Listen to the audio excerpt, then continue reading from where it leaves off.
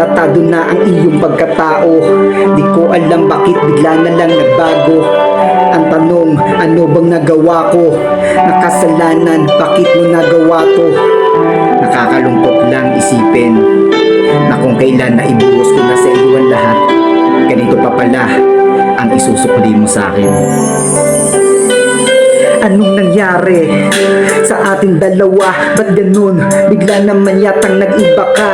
Nakapagtataka, nakapagdadala, nakakapagdala sa akin ng pagkadismaya. Ang sakit-sakit ng saking pinadama, nang malaman lamang ko sa kanya ka napapunta. Sa bawat takbang mo parang mundo ko'y gumuguho. Hindi ko mapigilan ang luha kong tumutulo, pero dapat kong galangin desisyon mo't pagpasya. Kahit palabag to sa akin, papakawalan kita. Alam kong hindi ako karapat dapat sa iyo, pagkat di kayang ibigay ang lahat ng gusto mo.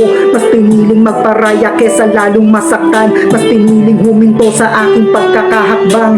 Malaya ka na, wala ka ng paglilihiman. Tanggap ko nang ako'y makukuble sa kadiliman. Di madali ang bumitaw, subalit yun ang kailangan upang iyong mahagka ng mahigpit ang kalayaan. Oo nga, panghihinayang laman ng kalooban, ngunit yun ang nakatala sa ating kapalaran. Pasasalamat pa rin dahil pinahiram ka sa akin ng langit na kahit pinagkait din sa atin. Ayokong maranasan to, kaso andito na ang maglaho sa tabi ko. Ngayon wala ka na, lilipas din paglaon. Pagdating ng balang araw, mga alaala mo na lang ang sakin ay dadalaw. Buong akala ko pag-ibig ang mag-uumapaw, pero di pala, marahil pighati mangingibabaw sa ating dalawa. Nagdala ka ng kumbinse, naging palagay ka sa aking maling pagkonsinte.